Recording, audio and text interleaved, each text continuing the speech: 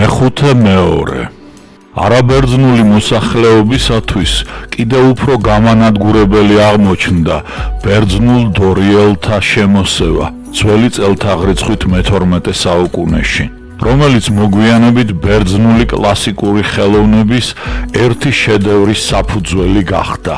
საქმე ის გახლავთ, რომ ძველი ბერძნები მტერზე გამარჯვების ნიშნად აღმართავდნენ ტროპაიონს, სვეტს, რომლის გარშემოც მტრისთვის წართმეული საჭურველი იყო დახვალებული. ერთხელაც კარიელების ძლევის შემდეგ სვეტი კი არ აღმართეს, არამედ დატყვევებული გრძელი კაბებით შემოსილი კარიელი ქალები დააყენეს, ვითარცა გამარჯვების აღმნიშვნელი ტროპაიონი. თავზე ხონჩით, რომელზეც ბერძენთა მიერ მოპოვებული ნადავლი იყო. ამ ამბებიდან კარგახნის შემდეგ, როცა ძველი წელთაღრიცხვით 421-409 წლებში ხუროთმოძღვარმა ალკამენემ ერეხთეონის ტაძარი ააგო, სახურავის დამჭერის სვეტების მაგივრად დატყვევებული კარიელი ქალების გამიმსახველი ქანდაკებები აღმართა.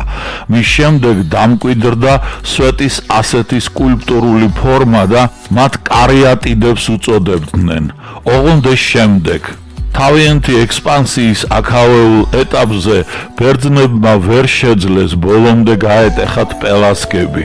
ტროას ომის დროს მათ პელასგებს უკვე დაკარგული აქვთ პასიონარული ენერგია, ძლივსღა ინარჩუნებდნენ თავის თავადობას, უფრო ცალკეულ ინდივიდთა განსაკუთრებულობის გამოვლენით ახდენდნენ დამპყრობელ ბერძენ აქაველებზე შთაბეჭდილების მოხდენას. ამის ნიმუშია აქილევსი, რომელსაც გმირი მეომრის დიდი ავტორიტეტი აქვს და ამავე დროს შეუნარჩუნებია ეროვნული ცნობიერება. ამიტომ თავიდან არ სურს ბერძნებთან ერთად ტროელებთან ომი, რადგან იცის, რომ ტომით ნათესავ ხალხს უნდა ებრძოლოს, მაგრამ ისიც იძულებულია სხვა პელასგების მსგავსად ბერძენთა მხარე ეჭიროს და თუ პელასგები ეროვნულ დონეზე ვერ ახერხებენ დაიცვან თავის თავადობა, ამას მათი მეომრები, მათ შორის პირველ რიგში აქილევსი ინდივიდუალურ დონეზე ახერხებს. ამასთან ისე, რომ წარუშლელ შთაბეჭდილებას ტოვებს ბერძნებზე. გავიხსენოთ ილიადას დასაწყისში სწორედ აქილევსზეა ლაპარაკი.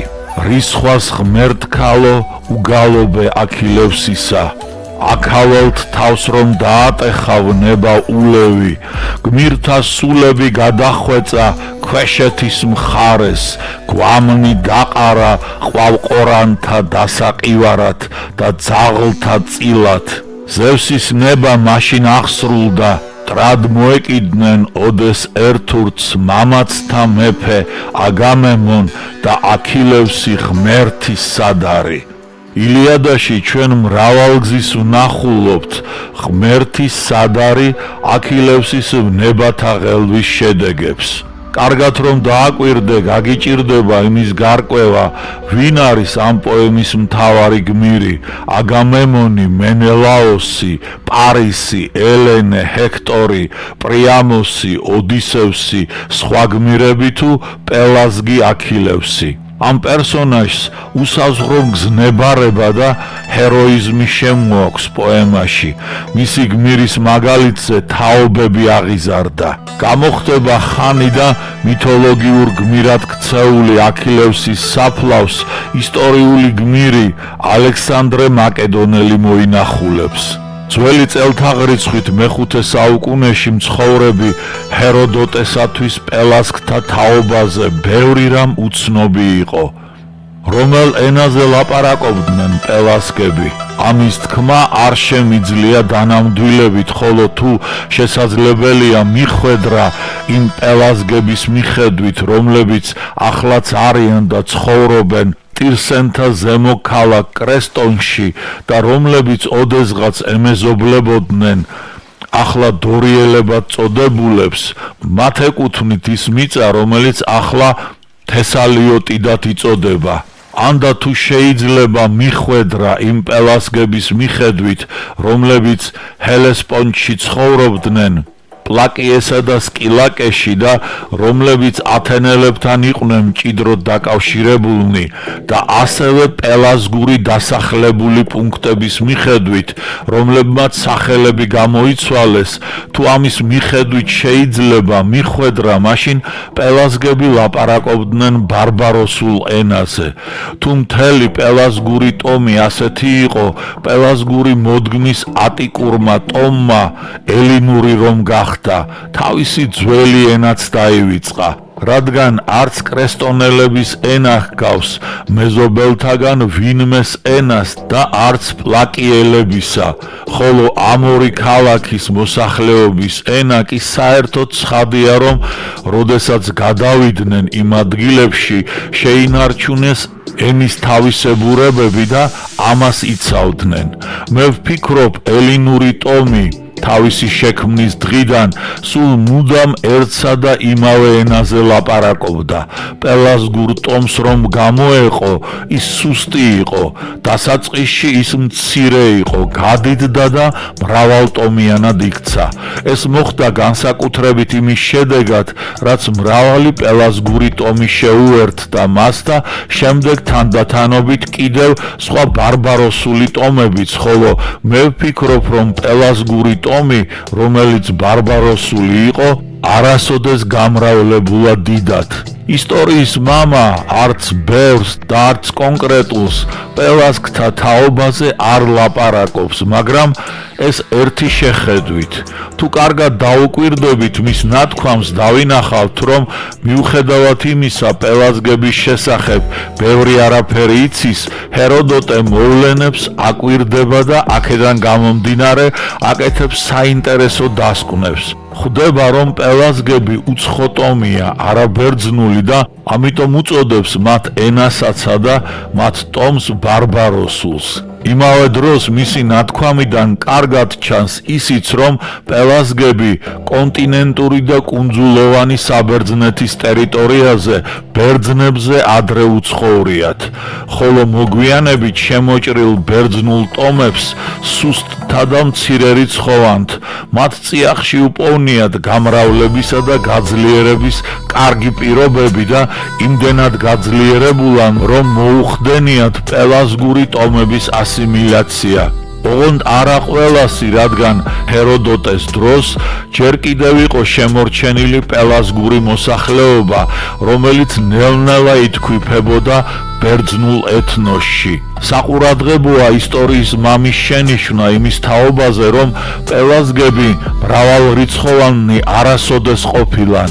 ეს დასკვნა არ უნდა იყოს სწორი, რადგან საბერძნეთის, ეგეიდისა და მცირე აზიის სანაპიროზე მცხოვრებმა პელაზგებმა გაუძლეს ჯერ კიდევ აქაველი და შემდეგ დორიელი ბერძნების ძლიერ ეთნიკურ ექსპანსიას და როგორც ქვემოთ ვნახავთ, მიუხედავად მიგრაციისა, ხოლო დარჩენილთა ბერძნების მიერ ასიმილაციისა და ჰეროდოტეს დროს ჯერ კიდევ არსებობდნენ და ავად თუ კარგად ინარჩუნებდნენ თავის თავადობას. როგორც უკვე აღვნიშნე, ამ დროისათვის პელაზგებს უკვე საბოლოოდ გახარჯული ჰქონდათ პასიონარული ენერგია. ობსკურაციის, ანუ გადაშენების ფაზაში იმყოფებოდნენ, მაგრამ მათმა მაღალმა კულტურამ და ეთნიკურმა თვისებებმა დიდი გავლენა მოახდინეს ნახევრად ველურ ბერძნებზე და უდავოდ მყარი საფუძველი შეუქმნეს მათ მიერ მოგვიანებით შექმნილ დიდებულ კულტურას. პელაზგები იქცნენ ერთგვარ ეთნიკურ და ინტელექტუალურ მასალად, რომელიც ახალი ბერძნული ეთნოსის ჩამოსაყალიბებლად იქნა გამოყენებული. ყველაფერი ეს ერთბაშად არ მომხდარა. ამას დასჭირდა დრო და ასიმილაციის ხანგრძლივი პროცესი, რამაც საბერძნეთის ტერიტორიაზე მოსახლეობის ეთნიკური შემადგენლობის შეცვლა გამოიწვია. ჰეროდოტეს ნაშრომებში ბევრია ამ მოვლენათა გამოძახილი. ხშირად ეს ამბები თავისებურად კონსპექტური ფორმით არის მოცემული, ისე რომ სახელთაცვლის მიღმა ვერც კი დაინახავთ ეთნიკურ დაპირისპირებას, მაგალითად ასე როგორც ამ ციტატაშია მოცემული. ხოლო ათენელები სანამ პელაზგებს ეპყრათ დღევანდელი ელადად წოდებული ქვეყანა, თვითონაც პელაზგები იყვნენ და ეწოდებოდათ კრანაები. მეფე კეკროპის დროს კეკროპიდები ერქვათ, ხოლო როდესაც მმართველობა ერეხთევსმა დაიმკვიდრა, მაშინ დაერქვათ ათენელები, მაგრამ იონგსუთოსის ძე რომ გახდა მხედართმთავარი, ათენელებს მისი სახელის მიხედვით ეწოდათ იონელები. ვფიქრობ, ზემოთ მოხმობილი ციტატები საკმარისია იმისათვის, რომ ვირწმუნოთ ჭეშმარიტება, წინა ბერძნული მოსახლეობა პელაზგურია. ამიტომ კიდევ უფრო დიდ მნიშვნელობას იძენს კითხვა იმის თაობაზე, თუ ვინ არიან პელაზგები და საიდან მოვიდნენ ისინი კონტინენტური და კუნძულოვანი საბერძნეთის, აგრეთვე მცირე აზიის ნაპირებზე. პასუხი შეიძლება მივაგნოთ პროფესორ რისმა გორდეზიანის ფუნდამენტურ ნაშრომში მედიტერანიულ ქართველური მიმართებები, რომლის კერძოდ მესამე წიგნის დასკვნით კომენტარებში გამოთქმული მოსაზრებები ზედმიწევნით ზუსტად ხსნიან ჩვენთვის საინტერესო საკითხს. მედიტერანიულ ქართველური ენობრივი მიმართებების ის სურათი, რაც მთელი ზემოწარმოდგენილი მასალის განხილვის შემდეგ იკვეთება, ბუნებრივია ისტორიული და არქეოლოგიური მონაცემების სისტემაში ჩასმას მოითხოვს. სავსებით ნათელია, რომ ხმელთაშუა ზღვისპირეთი ამ სიტყვის ყველაზე ფართო გაგებით ნეოლითიდან მოყოლებული ენათა ოჯახების ფორმირებისა და ენობრივი კონტაქტების ერთ-ერთ უმნიშვნელოვანეს არეალს წარმოადგენდა, მაგრამ უნდა ვივარაუდოთ, რომ ძველი წელთაღრიცხვით მე-6 წლეულებში ეგრეთ წოდებული პირველი ან პროტოსაკაცობრიობო ენის თუ ენების დიფერენციაციის პროცესი უკვე საკმაოდ შორს იყო წასული. ენათა ახალ-ახალი ოჯახების ფორმირება წარმოადგენდა ერთდროულად რაღაც უფრო ადრეული სტადიის დასრულებისა და შედარებით გვიანდელის დაწყების ეტაპს. როგორც ჩანს, თავის მხრივ ხმელთაშუა ზღვისპირეთში მიმდინარე მოვლენები მხოლოდ ნაწილი იყო ევრაზიის სივრცეში ძველი ენობრივი ერთიანობების დაშლისა და ახლად წარმოქმნის უწყვეტი პროცესისა. სავარაუდოა, რომ ნეოლითში არსებითად გამოიკვეთა იმ ენობრივ ერთიანობათა კონტურები, რომელნიც ჩვენთვის ცნობილი ენობრივი ოჯახების წარმოქმნის საფუძველს ქმნიდნენ. აღმოსავლეთ ხმელთაშუა ზღვისპირეთში ამგვარ გარკვეულწილად დომინანტურ ერთიანობად წარმოადგენდა სამხრეთ-აღმოსავლეთ ანატოლიური, რომლის დიფუზიამ თითქმის მთელ ამ რეგიონში წარმოშვა ეგრეთ წოდებული მედიტერანეული ენობრივი ერთიანობა თუ კავშირი. ახლა ძნელია იმის თქმა, შეიძლება თუ არა ამ წარმონაქმს ენობრივი ოჯახის კვალიფიკაცია მიეცეს. ყოველ შემთხვევისათვის მას ენობრივ პარალელთა თუ თანხმედრათა საკმაოდ მაღალი ხარისხი გამოარჩევდა. ჩემი აზრით, სწორედ ამ დიფუზიის შედეგად სხვებს შორის უნდა წარმოქმნილიყო ასევე ეგრეთ წოდებული ეგეოსური ენობრივი არეალი, რომელიც ეგეი და ანატოლიის რეგიონს მოიცავდა და მესოპოტამიურ პროტოქართული ენობრივი არეალი, რომელიც სამხრეთ კავკასიის და ჩრდილოეთ მესოპოტამიის რეგიონებს მოიცავდა. ფიქრობ, ძველი წელთაღრიცხვით მე-4000 წლეულის დასაწყისიდან მესოპოტამიურ პროტოქართველური ერთიანობის დაშლის შედეგად შვამდინარეთში შუმერული ენა ყალიბდება, ხოლო მტკვარ არაქსის კულტურის გავრცელების სამხრეთი კავკასიის რეგიონში საერთო ქართველურ ენათა ოჯახი ფორმირდება. პირველი წარმოადგენს სავარაუდო პროტოშუმერულის, სამხრეთ-აღმოსავლეთი ანატოლიურისა და ჩრდილოეთ აფრიკულის სინთეზის შედეგს და შუმერულ პროტოქართველურის შერწყმის შედეგს. ამიტომ შუმერულ ენას აშკარად გამოარჩევს კვაზი-ქართველური ხასიათი. ქართულ ენათა ოჯახი მესოპოტამიურ პროტოქართველური და დასავლეთ და ჩრდილო-აღმოსავლეთ კავკასიური ენების ურთიერთშერწყმის საფუძველზე იქმნება. ამიერიდან უკვე საკუთრივ ქართველური ხდება მედიტერანიულ მიმართებათა სისტემაში ერთ-ერთი მნიშვნელოვანი ელემენტი. ბუნებრივია ისმის კითხვა, რომელი არქეოლოგიურად ცნობილი კულტურის ფარგლებში შეიძლება ვივარაუდოთ საერთო ქართველური ენის მატარებელთა გავრცელება. ჩემი აზრით, მტკვარ არაქსის ადრე ბრინჯაოს ხანის კულტურის ფარგლებში. ეს კულტურა, როგორც ცნობილია, ძველი წელთაღრიცხვით მე-4-მე-3 ათასწლეულებში გავრცელდა საკმაოდ დიდ, დაახლოებით 1000 კილომეტრი 500 კილომეტრზე ტერიტორიაზე და მოიცვა არეალი, რომელიც ჩრდილოეთით საქართველოს, სამხრეთ-დასავლეთით კილიკიის, სამხრეთ-აღმოსავლეთით ურმიისა და ვანის ტბის, ნაწილობრივ თანამედროვე სირიის ფარგლებს წვდებოდა.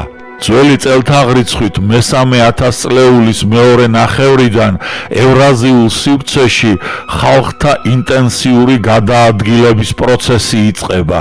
ვფიქრობ, რომ მისი კვალი ამ პერიოდში მტკვარ არაქსის კულტურის იდუმალებით მოცულ გაუჩინარებაში შეიძლება დავინახოთ. მტკვარ არაქსის კულტურის დაქვეითების პროცესთან დაკავშირებული უნდა ყოფილიყო კავკასიური ტომების დიფუზია სხვადასხვა მიმართულებით, რაც საუკუნეების განმავლობაში გრძელდებოდა. ხალხთა ამ გადაადგილებებში, როგორც ჩანს, აქტიურად მონაწილეობდნენ ქართველური ტომებიც. ჩემი აზრით, კავკასიურ ტომთა დასავლეთისაკენ მოძრაობა ორი მიმართულებით მიმდინარეობდა. ერთი სამხრეთ-დასავლეთის, რისი კვალიც უნდა დავინახოთ ანატოლიაში ალაჯა ჰიუკის, გარკვეულწილად ენეგმატური კულტურის ისტორიულ ასპარეზზე გამოჩენაში. ამ კულტურას მკვლევართა ერთი ნაწილი ხეთებთან აკავშირებს, რომელთა ენის მიმართებაში ქართველურთან ზემოთ გავამახვილე ყურადღება. ამ მიმართულებით გადაადგილება ეგეიდას უნდა მისწვდომოდა, რაც იქ ეგრეთ წოდებული ქართველური შრის ფორმირებაში უნდა გამოხატულიყო. მეორე მიმართულებაა ჩრდილო-დასავლეთის. მოძრაობა მაიკოპის ყორღანებისა და ტრიპოლიეს, უკრაინა, გავლით ევროპასა და კერძოდ ხმელთაშუა ზღვისპირეთისაკენ მიმდინარეობდა. მან თავისი კვალი დატოვა ეგრეთ წოდებულ გვიან ინდოევროპულ დიალექტებში ჯერჯერობით ყველაზე რელიეფურად აქ ქართველური ელემენტი იკვეთება. ამ მოძრაობათა შედეგად ეგეიდასა და დასავლეთ ხმელთაშუა ზღვისპირეთში იქმნება ენობრივი არეალი, რომელშიც მნიშვნელოვანი ჩანს ქართველური კომპონენტი. წინა ბერძნულ ქართველური ენობრივი შეხვედრების ისტორიულ-არქეოლოგიური საფუძვლები რამდენად რეალურად გამოიყურება ქართველური მიგრაციის საკითხი ძველი წელთაღრიცხვით მესამე ათასწლეულის მიწურულის და მეორე ათასწლეულის დასაწყისის ეგეიდაში ისტორიულ-არქეოლოგიური თვალსაზრისით. უპირველეს ყოვლისა განვიხილოთ თვით ბერძნული ტრადიცია. ძველ ავტორთა ცნობები ეგეიდაში ძველი წელთაღრიცხვით მეორე ათასწლეულის მოვლენების შესახებ. რასაკვირველია, ბერძენთა ცნობებში პრეისტორიულ ამბებზე ბევრია მითიური, წინააღმდეგობრივი, მაგრამ ვფიქრობ, მათში შეიძლება რაციონალური მარცვლის მონახვაც. კერძოდ, ბერძენ ავტორთა ერთობლივი აღიარებით, ელინთა აღმავლობამდე ეგეიდაში წამყვანი ადგილი ეკავა პელასგებს და სხვა არაელინურ ტომებს, ლელეგებს, კავკონებს, კურეტებს, კარიელებსა და სხვათ. ძნელი სათქმელია, რამდენად ახლოს იყვნენ თვით ეს ტომები ერთმანეთთან გენეტიკური თვალსაზრისით. ყოველი შემთხვევისათვის თვით ბერძნულ წყაროებში არ არის იშვიათი ტერმინი პელასგურის გამოყენება საერთო წინაბერძნული მოსახლეობის აღსანიშნავად. შეიძლება დავასკვნათ, რომ ბერძნები პელასგებს თვლიდნენ ავტოქთონურ არაელინური მოსახლეობის წამყვან ელემენტებად ეგეიდაში. ბერძნულ მითოლოგიურ ტრადიციაში პელასგოსი ერთგვარ ეგეოსურ ადამად არის მიჩნეული. პავსანიასთან მოყვანილია ორსტრიქონიანი ნაწყვეტი. ძველი წელთაღრიცხვით მე-6 საუკუნის პოეტის ასიოს სამოსელის ერთ-ერთი გენიალური პოემიდან. ღვთისდარი პელასგოსი ტყით დაფარულ მთებში შაულმა მიწამ წარმოქმნა, რათა მოკვდავთა მოდგმა ყოფილიყო. ძნელია იმის განსაზღვრა, თუ დაახლოებით როდის უნდა გაჩენილიყო პელასგოსი, რადგან სხვადასხვა ავტორი სხვადასხვაგვარ გენეალოგიურ სიას გვთავაზობს.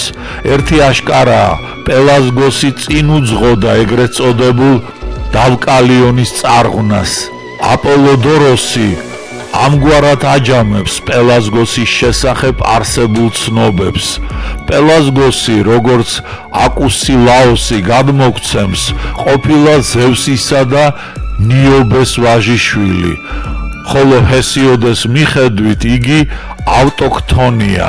როგორც ჩანს, თვით აპოლოდოროსი მხარს უჭერს პირველ ვერსიას, რადგან პელასგოსის გენეალოგია ოკეანოსსა და თეტისამდე აღყავს. მისი ცნობით ტიტანსა და ტიტანიდას ჰყავდა შვილი ინაქოსი. ამ უკანასკნელს ოკეანი და მელისაგან ჰყავდა ვაჟიშვილები, ფრონევსი და აირიალევსი. ფრონევს ნიმფატელედიკესაგან ჰყავდა აპისი და ნიობე.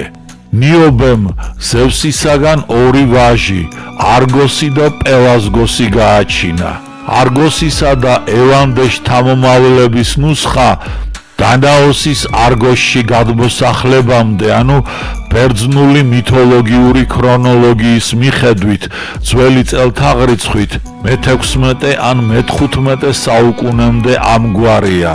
არგოსი და ევანდე, მათ შორის ეკბასოსი, ჰერასი, ეპიდავროსი და კრიასოსი.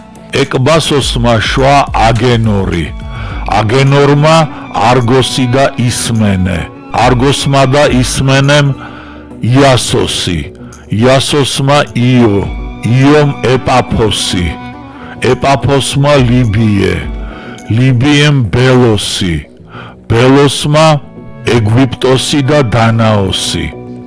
შესაბამისად, დანაოსი არის მეცხრე თაობა არგოსის შემდგომ.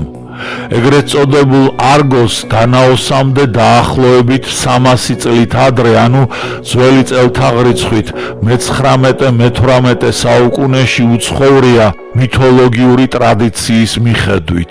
ბუნებრივია, თუკი პელაზგოსი მისი თანამედროვეა, იგიც ამ პერიოდს უნდა დაუკავშიროთ, თუმცა მისი შთამომავლობის ნუსხა ერთგვარად წინააღმდეგობაშია არგოსის შთამომავლობის ნუსხასთან. კერძოდ პელაზგოსს მითოლოგიური ტრადიციის მიხედვით დევკალიონის წარღვნისაგან ძველი წელთაღრიცხვით მე-17, მე-16 ან მე-15 საუკუნეში აშორებს მხოლოდ ორი თაობა, რადგან ზევსმა წარღვნა ადამიანებს მოუვლინა პელაზგოსის ძის, ლიკურგოსის 50 ვაჟის სიცოცხლეში. შესაბამისად, ამ ვერსიის თანახმად, პელაზგოსი ყველაზე ადრე ძველი წელთაღრიცხვით მე-17 საუკუნეში მოექცეოდა, მაგრამ როგორც ჩანს, ამ შემთხვევაში ბერძნულ მითოლოგიურ ტრადიციაში გაუგებრობა შეაქვს თვით წარღვნის მოტივაციას. არ არის გამორიცხული, რომ ლიკურგოსი და მისი 50 შვილი განასახიერებენ პელაზგოსის მთელ თაობებს, რომლებიც შემდგომ ტრადიციაში შეერწყმნენ ერთმანეთს. ამას სხვათა შორის მხარს უჭერს დიონისოს ჰალიკარნასელის ცნობაც, რომლის თანახმად პელაზგები კონტინენტურ საბერძნეთში ტროას ომამდე 17 თაობით ადრე უნდა გამოჩენილიყვნენ. თუკი ტროას ომის ჰეროდოტესეულ თარიღს მივიღებთ ამოსავლად, ეს დაახლოებით ძველი წელთაღრიცხვით მე-20-მე-19 საუკუნეში უნდა მომხდარიყო. როგორც ჩანს, პელაზგოსის შთამომავალნი საკმაოდ სწრაფად გავრცელებულან ეგეიდაში და საერთოდ მთელ ხმელთაშუა ზღვის აუზში. სხვა ტომთა პელაზგიზაციის ან პელაზგური წინარე მოსახლეობის დიფერენციაციის შედეგი უნდა ყოფილიყო იმ წინა ბერძნულ ტომთა ფორმირება, კარიელები, ლელეგები, კავკონები და სხვა, რომელნიც პელაზგთან ერთად ფიგურირებენ ძველი წელთაღრიცხვით მეორე ათასწლეულში. პელაზგური მიგრაცია პელაზგთა განსახლების მთავარი რეგიონიდან, პელოპონესოსიდან უნდა დაწყებულიყო. მან როგორც ჩანს, მალე მოიცვა თითქმის მთელი კონტინენტური საბერძნეთი. უკვე ერთობ ადრე პელაზგებს დაუარსებიათ დასახლებები იტალიაში, რის დასამტკიცებლად ანტიკურ წყაროებში მოაქვთ ხოლმე საკმაოდ საიმედო არგუმენტი, პელაზგური გეოგრაფიული სახელწოდებები, ტოპონიმები, რომ ავიღოთ მარტო ისეთი ტიპიური პელაზგური ფუძე, როგორიცაა ლარ, მისგან ნაწარმოები სახელწოდებები გვხვდება ხმელთაშუა ზღვის სულ სხვადასხვა რეგიონში. კამპანიაში, თესალიაში, ატიკაში, არგოლიდაში, კრეტაზე, ლესბოსზე, ტროადაში, ლიდიაში, კაბადოკიაში, არინუმ იტალიაში, არინე ეპერში, ატიკაში, არისოს პელოპონესოსში, არყმნა ლოკრისში, კარიაში, არყმნოს ევბეაზე, არისიონ და არინთიოს ლაკონიაში, არას და არმყონ იონიაში, არანდა ისავრიასა და კილიკიაში და ასე შემდეგ. ამდენად შეიძლება ითქვას, რომ თვით ბერძნულ წყაროებში გვაქვს მინიშნება იმის თაობაზე, რომ ძველი წელთაღრიცხვით მეორე ათასწლეულის პირველ ნახევარში ისტორიულ ასპარეზზე გამოსულან პელაზგები, რომელთაც არამარტო ბერძნული ენისა და კულტურის ფორმირებაზე მოუხდენიათ დიდი გავლენა, ისინი საკმაოდ ფართოდ გავრცელებულან ძველი სამყაროს მრავალ რეგიონში. პელასგთა გავრცელების საზღვრები ანტიკურ წყაროთა მიხედვით ასე შეგვიძლია წარმოვიდგინოთ: საბერძნეთი და ეგეიდა, აღმოსავლეთით საზღვარია მცირე აზიის სანაპირო, სამხრეთით კრეტა, ჩრდილოეთ-დასავლეთით თრაკია, მაკედონია და ეპირე, აპენინების ნახევარკუნძული, პოს შესართავიდან უნდირიისა და კამპანიის ჩათვლით ვიდრე ბრუტიუმამდე. ძველი წელთაღრიცხვით მეორე 1000 წლეულის დასაწყისისათვის, ესე იგი დაახლოებით იმ დროისათვის, როდესაც ბერძნულ ტრადიციას პელასგოსი გამოჰყავს ისტორიულ ასპარეზზე, საბერძნეთში აღმავლობას იწყებს შუა ჰელადური კულტურა. იგი როგორც ჩანს უკვე ადრე ბრინჯაოს ხანის ბოლოს დაწყებული მიგრაციის შედეგს წარმოადგენს. ამ მოძრაობის კვალი კარგად შემოგვინახა ლევკანით პირველის კულტურამ. მან თავის მხრივ ბიძგი მისცა ტირანსის კულტურის აღმავლობას, ხოლო ადრე ჰელადურ მეორე ბ პერიოდთან დაკავშირებულმა კულტურებმა საფუძველი შეუქმნეს შუა ჰელადური კულტურის განვითარებას. ამჟამად ამ უკანასკნელს შემდეგი ქვეპერიოდები ყოფენ. პირველი დაახლოებით 2100 ან 2050, 1900 ადრეული მინუსური წლები. მეორე დაახლოებით ძველი წელთაღრიცხვით 1900-1700, დეკორატიული ანუ მოწიფული მინიური და მესამე დაახლოებით 1700, 1575-1550 წლები ძველი წელთაღრიცხვით. იმ შემთხვევაში თუ კი დავეთანხმებით სანტორინის კატასტროფის გადათარიღებას, მაშინ ძველი წელთაღრიცხვით 1625 წელი, გვიანი ფაზა.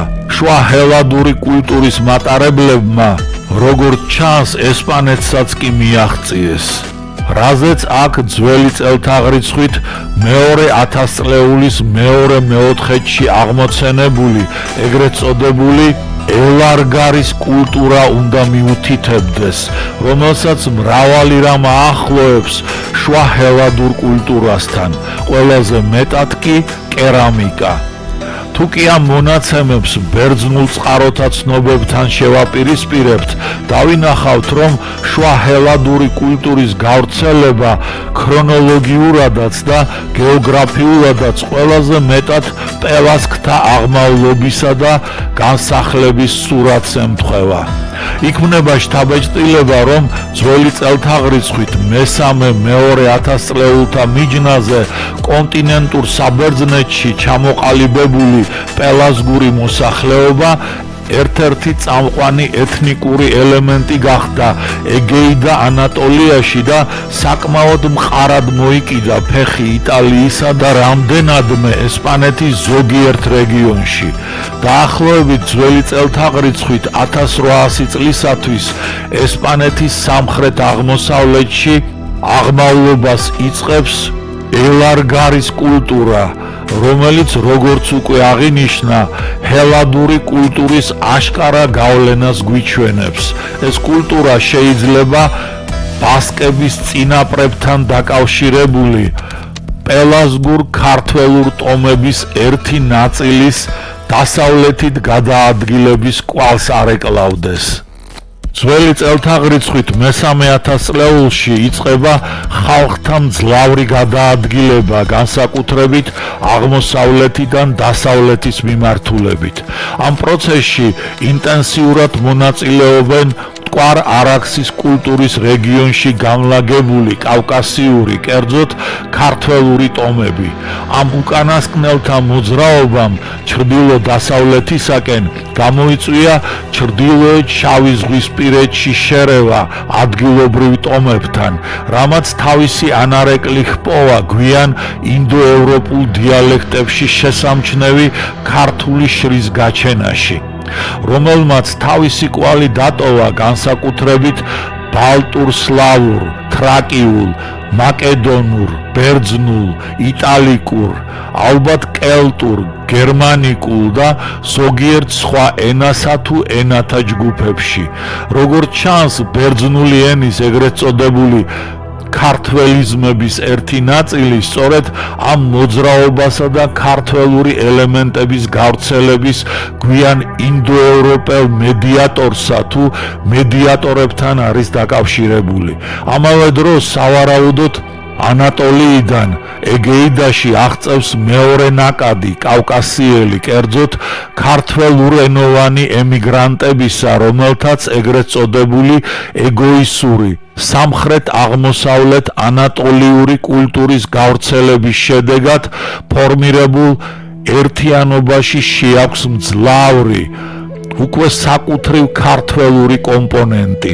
ეგეიდაში იქმნება ეგეოსურ ქართველური ენობრივი ერთიანობა, რომელსაც პირობითად მინოსურ დასავლეთ ანატოლიურ პელაზგური, შემოკლებით მდაბ შეიძლება უწოდოთ.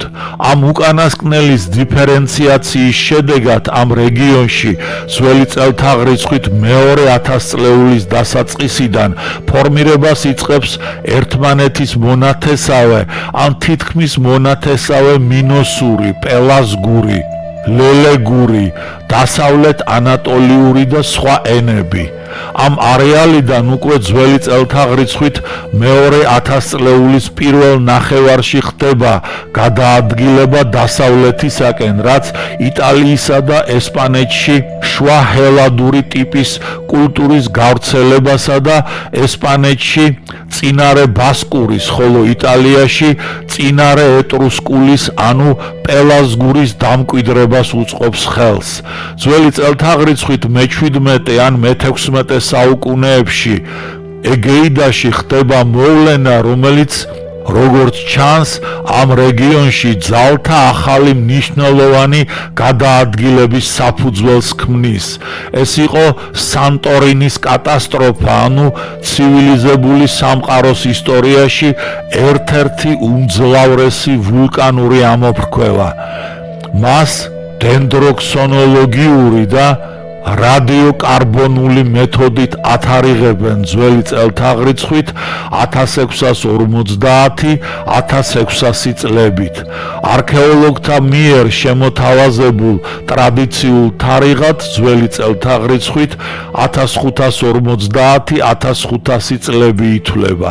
უკანასკნელ ხანებში უფრო პირველი თარიღისაკენ იხრებიან. ქართველი მეცნიერის მონოგრაფიიდან მოხმობილი ეს ვრცელი ციტატები საშუალებას გვაძლევს გავერკვიოთ ატლანტისელთა ეროვნებაში, თუ ვირწმუნებთ იმას, რომ მინოსური კრეტის ბრწყინვალე კულტურა აირეკლა პლატონის დიალოგებში.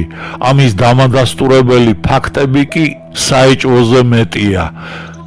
მაშინ იმაშიც უნდა გავერკვეთ, თუ ვინ იყო მინოსური კრეტის მოსახლეობა, რომელმაც ძველი წელთაღრიცხვით მეორე 1000 წლეულში უძლიერესი საზღვაო იმპერია შექმნა და გაბატონებულ მდგომარეობას მიაღწია ეგეიდასა და აღმოსავლეთ ხმელთაშუა ზღვისპირეთში. ეს ხალხი პელაზგები იყვნენ, პროტოქართველური ტომები.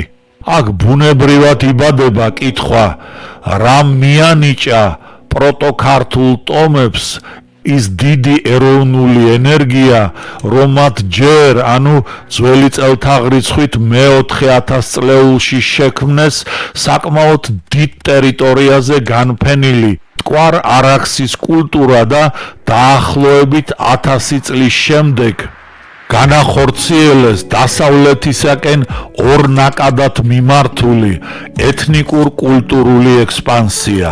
ამის მიზეზი ორი მძლავრი პასიონარული ბიძგი უნდა ყოფილიყო. პასიონარულის თაობაზე ამ ნაშრომშიც გავაკეთე კომენტარი და უფრო დეტალურად ლევ გუმილიოვის თეორიის თაობაზე უკვე ვწერდი ესეების კრებულში ეროვნული იდეა, თბილისი 2003 წელი. ამიტომ აქ აღარ გავიმეორებ, ვიტყვი მხოლოდ რომ ეთნოგენეზისის ეს საწყისი მომენტი საქართველოს ტერიტორიაზე არა მხოლოდ ზემოხსენებულ ორ შემთხვევაში უნდა მომხდარიყო, არამედ როგორც ჩანს ეს მოვლენა პერიოდულად ხდებოდა ძველი ქვის ხანისა და ახალი ქვის ხანის დროსაც, ენეოლითის ხანაშიც. როცა წარმოიშვა შულავერ შომეთეფეს კულტურა, სიონის კულტურა. ამის შედეგია კულტურული პროცესები დასავლეთ და სამხრეთ საქართველოში. როგორც უკვე ვთქვი, ადრე ბრინჯაოს ხანაში მტკვარ არაქსის კულტურა, აგრეთვე შუა ბრინჯაოს ხანაში ადრე ყორღანული კულტურა, თრიალეთის კულტურა, კოლხური კულტურა. პასიონარული ბიძგი ეს ეთნოგენეზისის პროცესის პერმანენტული დაწყება და გაგრძელებაა, მსგავსად ეგვიპტელთა ეთნოსისა და მისი კულტურის მრავალგზისი განახლებისა. მთლიანობაში 5000 წელი რომ გაგრძელდა, ასე რომ ზემოთ ჩამოთვლილი კულტურები ერთ პროტოქართველური ეთნოსის განვითარების სხვადასხვა კულტურული ეტაპია. ასეთი შეხედულების ჩამოყალიბებას ხელს უწყობს ზოგიერთი მეცნიერული მოსაზრებაც. არქეოლოგი ოთარ ჯაფარიძე წერს, ბოლო დროს უფრო ის აზრი დომინირებს, რომ მტკვარ არაქსის კულტურის წარმოქმნის პირვანდელი წარმოქმნის რეგიონი ცენტრალურ ამიერკავკასიაში სეონ ლელათეფეს კულტურის გავრცელების არეს მოიცავდა და ამ კულტურის საფუძველზე უნდა აღმოცენებულიყო. ეს კი არც მეტი, არც ნაკლები, არა მარტო პროტოქართველური, არამედ ზოგადად ქართული კულტურის კონსტანტურობაზე მეტყველებს. ამასთან ცხადია ეს მდგომარეობა და მემკვიდრეობითობა ერთი ეთნოსის წიაღში მიმდინარე პროცესების შედეგია და ყოველი ახალი პასიონარული ბიძგის შედეგად ახდენს მკვეთრ გამოვლინებას ახალი კულტურის სახით. ნებისმიერ კულტურას აქვს თავისი განვითარების ყველაზე ნათლად გამომხატველი მატერიალური და სულიერი კულტურის ძეგლები. ასეთია, რა თქმა უნდა, პასიონარული ბიძგის შედეგად წარმოქმნილი ის ეროვნული ენერგია ჩვენს წინაპრებს, პროტოქართველებს, მეგალითური ნაგებობების აშენების საშუალებას რომ აძლევდა. გულისხმობ ძველი წელთაღრიცხვით მესამე 1000 წლეულის მეორე ნახევრისა და ძველი წელთაღრიცხვით მეორე 1000 წლეულის პირველი ნახევრის ძეგლებს. ლოდოვანს, აბრამლოს, პატარა აბულს, შავორს, თეჯის. ამ ძეგლებს ადრეც იკვლევდნენ, მაგრამ განსაკუთრებული მნიშვნელობა შეიძინა ჟურნალისტ ზურაბ დვალის თაოსნობით ორგანიზებულმა ექსპედიციამ, რომელშიც მონაწილეობდა ამერიკელი მეცნიერი გორდონ ჰიუსტონი, რომლის კვლევების შედეგად გამოირკვა, რომ გარდა იმ ფუნქციებისა, რასაც აკუთვნებდნენ ამ ნაგებობებს, თავდაცვით ან საკულტოს, მათ აქვთ კიდევ უფრო მნიშვნელოვანი ფუნქციაც. აღმოჩნდა, რომ აბული და შაორი ყოფილან გიგანტური ობსერვატორიები, რომელთა მეშვეობითაც ჩვენი შორეული წინაპრები ცდილობდნენ გარკვევას დროსა და სივრცეში. მათ შეუქმნიათ დღე-ღამსწორობის დადგენის სისტემა. უდავოა ეს უძველესი ასტრონომები ზეცაზე დაკვირვების შედეგებს ყოფა ცხოვრებაში ნერგავდნენ. გავიხსენოთ მთვარის კალენდრის როლი სოფლის მეურნეობაში. სავარაუდოა, რომ სწორედ ამ ეპოქაში დაიწყო ის ასტრონომიული ძიებები, რომელთა შედეგიც უკვე მოგვიანებით იყო კოლხების ის კვირბები, რომლებზეც სახმელეთო და საზღვაო გზები იყო აღნიშნული. მოგეხსენებათ, ძველად გზის გაგნება მნათობებზე დაკვირვებით ხდებოდა. უნდა ვიფიქროთ, რომ დიდი მიგრაცია, რომელიც მტკვარ არაქსის კულტურის შემქმნელებმა, პროტოქართველურმა ტომებმა განახორციელეს შავი ზღვის სამხრეთისა და ჩრდილოეთის შემოვლით ეგეიდისაკენ და იქ კრეტის დიდი მინოსური ცივილიზაცია შექმნეს ამ ცოდნის გამოყენებით განხორციელდა. პასიონარული ბიძგის შედეგია მოგვიანებით წარმოქმნილი ძველი კოლხა და დიაოხი, აგრეთვე კიდევ უფრო გვიან შექმნილი იბერიის სამეფო, ამას გარდა პასიონარული ბიძგები ხდებოდა საქართველოს ისტორიული ტერიტორიების ფარგლებს გარეთ ცხოვრებ პროტოქართველური ტომების, თობალები, მუშქები განსახლების არეალში. ეს მათში მიმდინარე ეთნოგენეზისის პროცესის ხასიათიდან გამომდინარე შეიძლება დავინახოთ. ყველა ეს პასიონარული ბიძგი განსხვავებული სიმძლავრისა იყო, ოღონდ როგორც უკვე ითქვა, ორი მათგანი განსაკუთრებული სიმძლავრით გამოირჩევა. პირველი უნდა მომხდარიყო ძველი წელთაღრიცხვით მეოთხე ათასწლეულში და წარმოქმნა მტკვარ არაქსის პროტოქართული კულტურა, რომელიც ტერიტორიულად განფენილი იყო მთლიანად ცენტრალურ ამიერკავკასიაში. ვრცელდებოდა სამხრეთით და მოიცავდა ვანისა და ურმიის ტბების მიმდებარე ტერიტორიებს. ღრმად აღწევდა ირანში თანამედროვე ქალაქებამდე, ჰამადანამდე და გოდინამდე. აგრეთვე იჭრება ანატოლიის ნახევარკუნძულის სიღრმეში, ქალაქ მალათეამდე. ამ კულტურის კვალს ვაწყდებით ცენტრალურ ანატოლიაში, ალაჯას მიდამოებში და მტკვარ არაქსის კულტურის დიდ კოლონიას აღმოსავლეთი ხმელთაშუა ზღვის პირას, დღევანდელი სირიის, ლიბანისა და ისრაელის ტერიტორიებზე, რომელსაც კირბეთ კერაკის კულტურას უწოდებენ. ასეთი გახლავთ ზემოხსენებული პასიონარული ბიძგის შედეგად ამოძრავებული პროტოქართული ტომების მიერ დაკავებული ტერიტორიის მასშტაბები. ამიტომ ვერ გავიზიარებთ ბატონი ჯაფარიძის მოსაზრებას, რომელიც ამბობს, ისიცაა საგულისხმო, რომ კულტურის დიდ სივრცეზე განფენა შეიძლება სხვადასხვა გარემოებას გამოეწვია, მაგრამ როდესაც მიგრანტები თავის პირველ ადგილსამყოფელს მთლიანად არ ტოვებენ და საცხოვრებლად სხვა ადგილებზე გადადიან, ამის ერთ-ერთი ძირითადი მიზეზი მოსახლეობის მკვეთრ ზრდასთან უნდა იყოს დაკავშირებული. ძნელია დაეთანხმო ავტორს იმაში, რომ დიდი სივრცის ათვისება გამოწვეული იყო მოსახლეობის მკვეთრი ზრდით, რადგან თუ ეთნოსში პასიონარები, ანუ ისინი, ვისი მოქმედების იმპულსი აღემატება თავის გადარჩენის ინსტინქტს, სხვანაირად ალტრუისტული ეთიკის მქონე ადამიანები, რომლებიც პასიონარული ბიძგის შედეგად ჩნდებიან ადამიანთა პოპულაციაში, არ არიან. მაშინ მოსახლეობის ვერანაირი ზრდა ვერ გამოიწვევს ისეთ ფართო მასშტაბიან ეთნოკულტურულ ექსპანსიას, რომელიც მტკვარ არაქსის ეპოქის პროტოქართველმა ტომებმა განახორციელეს. როგორც ცნობილია, პასიონარული ბიძგის თეორიიდან, ეთნოგენეზისის საწყისი მომენტებიდან 1000-1500 წლის გავლის შემდეგ ეთნოსში პასიონართა რიცხვი კატასტროფულად კლებულობს.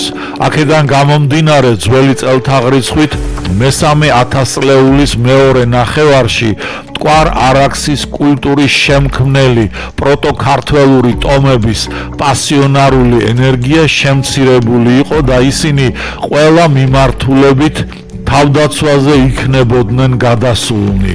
ამიტომ სავარაუდოა, რომ ათასწლეულის მეორე ნახევარში მტკვარ არაქსის კულტურის შემოქმედ პროტოქართველურ ტომებში კვლავ უნდა მომხდარიყო პასიონარული ბიძგი, ამასთან უძლიერესი, რომელიც ოდესმე ქართულ ეთნოს შეხებია და რის წყალობითაც ჩვენმა წინაპრებმა თავიანთი უმნიშვნელოვანესი ისტორიული მისია შეასრულეს.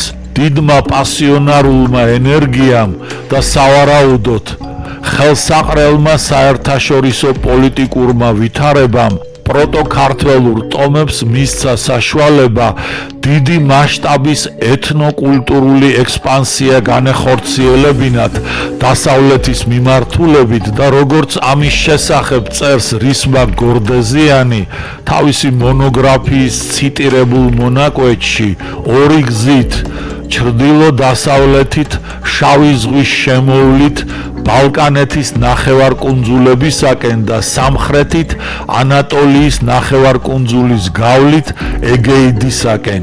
ორივე ნაკადმა მიაღწია კონტინენტურ და კუნძულოვან საბერძნეთს. ის რომ ეს ასეა მტკიცდება მინოსური პერიოდის კრეტის მოსახლეობის დნმ-ის კვლევითაც.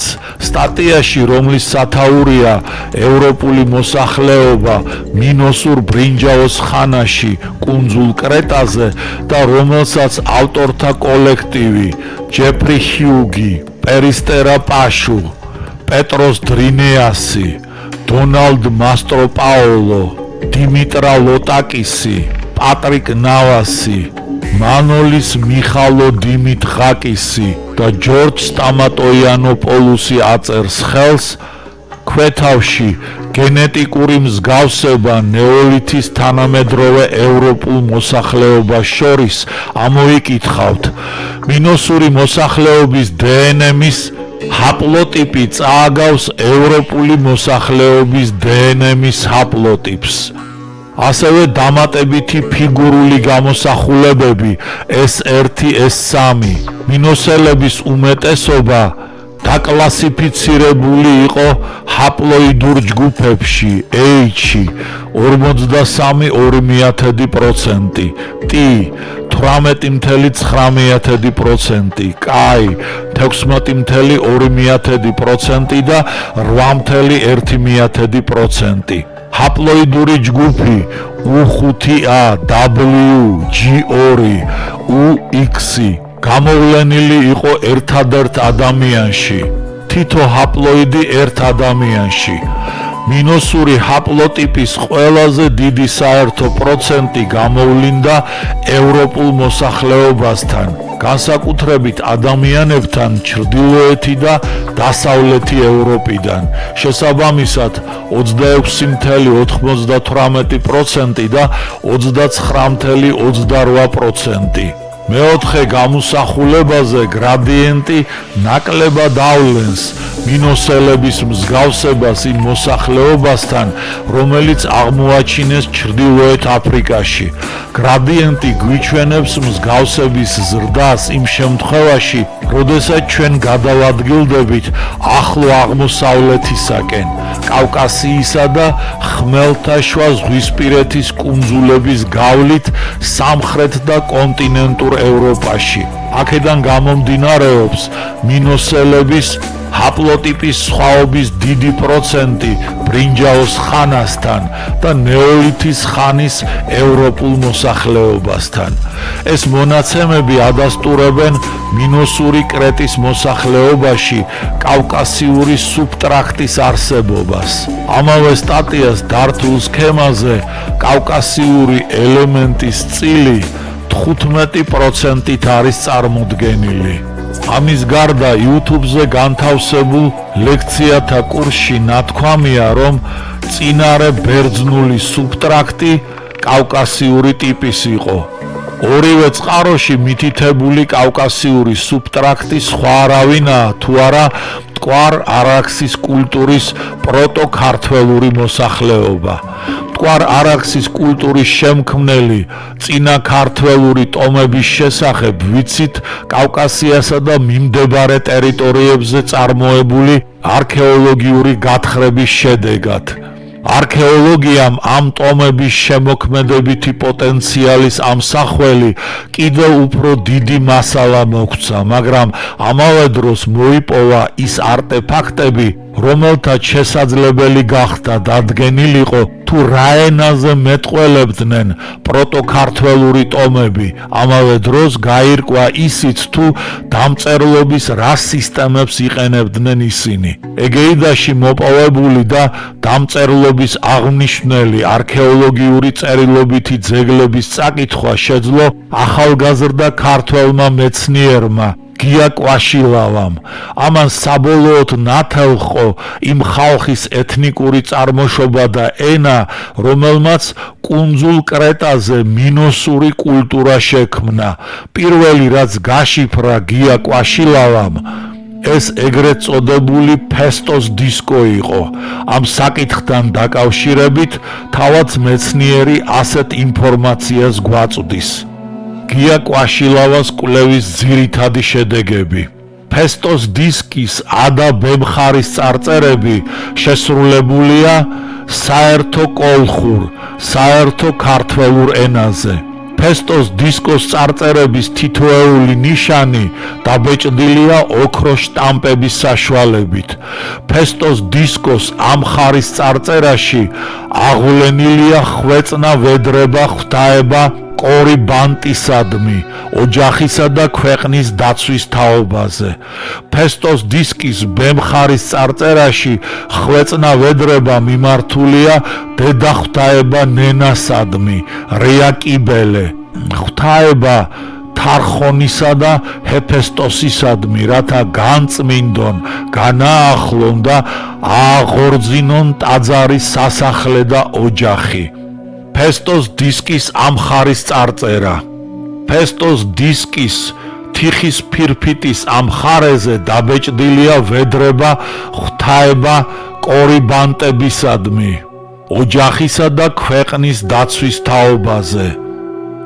აია ჭაბუკნო, განწმენდილნო დაფარული ტაძრისანო, აია ჭაბუკნო, დედის კარის გამწმენდელნო სადარნო, დაფარეთ თაღი, გაღთიურებულნო სადარნო, ქვეყნის სვეტის სიმაღლის სადარნო, წინა მავალნო კორიბატნო, ქვეყნის სიმტკიცენო, არწივის სადარნო, ჰქმენთ დაფარული ტაძარი, ქვეყნის სიმტკიცენო, არწივის სადარნო, უკან მავალნო კორიბანტნო, გარდაჰქმენით აიას სიცოცხლე ყველანაირად, ღამის მთვარით განათებულნო სადარნო, დედის ქვეყანა მუდამ დაფარეთო, დაასხნით ხელნი დაფარულად, სხივოსანო მფარავნო, ოჯახის ფუძის,